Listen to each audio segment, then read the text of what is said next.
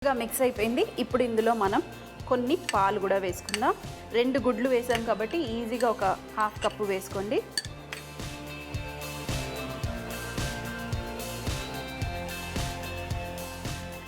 ఇక్కడ మన రామికన్స్ అంటారు వీటిని.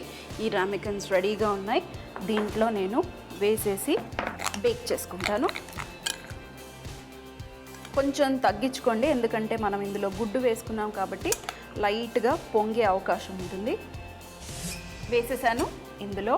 ఇప్పుడు ఈ రామికన్స్ని మనము 180 డిగ్రీ సెంటిగ్రేడ్లో ఒక 30 మినిట్స్ వరకు మనం బేక్ చేయాల్సిందే. కీమా పుడింగ్ రెడీ అయిపోయింది. చూడండి, చక్కగా బేక్ అయిపోయింది.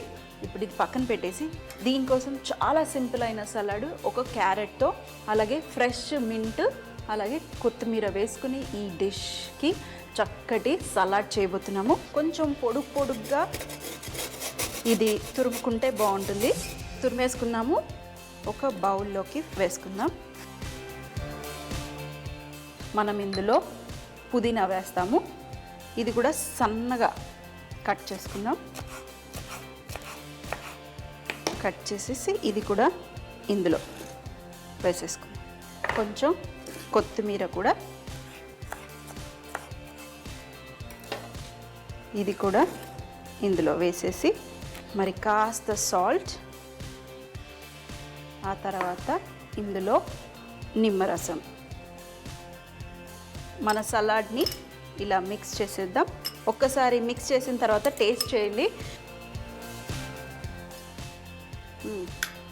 కొంచెం పుల్లగా మింట్ ఫ్లేవరు, టేస్టీ. ఇప్పుడు మనం బేక్ చేసి పెట్టుకున్న ఈ కీమా పుడ్డింగ్ని ఇక్కడ బౌల్లో,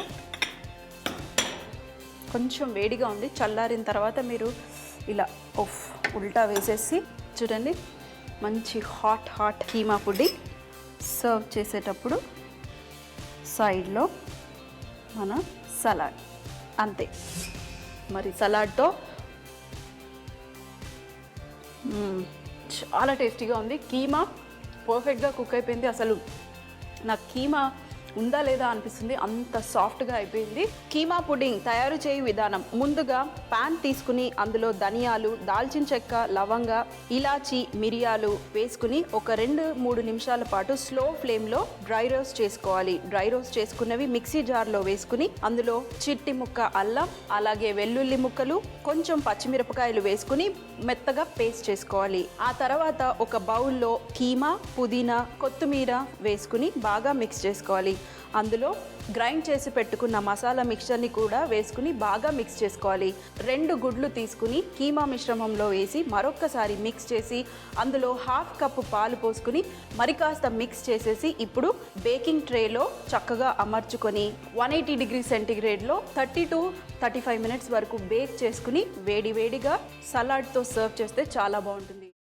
అమ్మా, అలాంటి వాళ్ళది నిజమైన ప్రేమ కాదు, అది వ్యామోహం. ఎగ్జాక్ట్లీ చిన్నత్త, నిజంగా ప్రేమించుకున్న వాళ్ళు అలా చేయరు.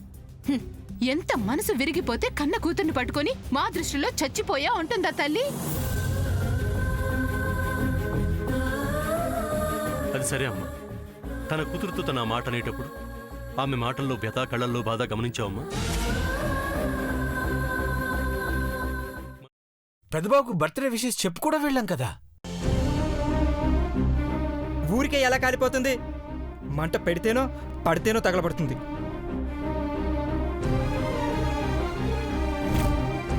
కరెక్ట్ చిన్నబాబు, నీకొచ్చినట్టే నాకు డౌట్ వచ్చింది.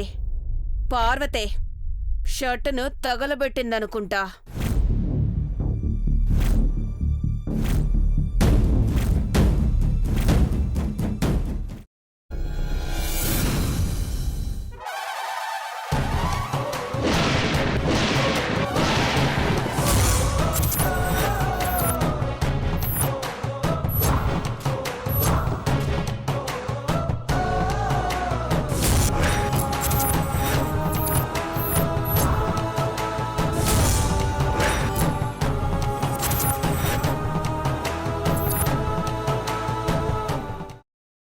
తర్వాత పొట్టు తీసేసి చాప్ చేసి పక్కన పెట్టుకోవాలి. ఒక ప్యాన్లో కొద్దిగా నూనె వేడి చేసి అందులో ఆవాలు, మినప్పప్పు, శనగపప్పు, కరివేపాకు, సన్నగా తరిగి పెట్టుకున్న ఉల్లిపాయలు వేసుకుని 1 నిమిషం పాటు వేయించుకోవాలి. ఆ తర్వాత కాల్చి కట్ చేసి పెట్టుకున్న వంకాయని కూడా అందులో వేసుకుని బాగా మిక్స్ చేసి బౌల్లోకి ట్రాన్స్ఫర్ చేసుకుని అందులో తగినంత చిక్కటి పెరుగు లేదా పల్చటి పెరుగు వేసుకుని మిక్స్ చేసి అన్నంతో కానివ్వండి, చపాతీతో కానివ్వండి సర్వ్ చేసినా చాలా బాగుంటుంది.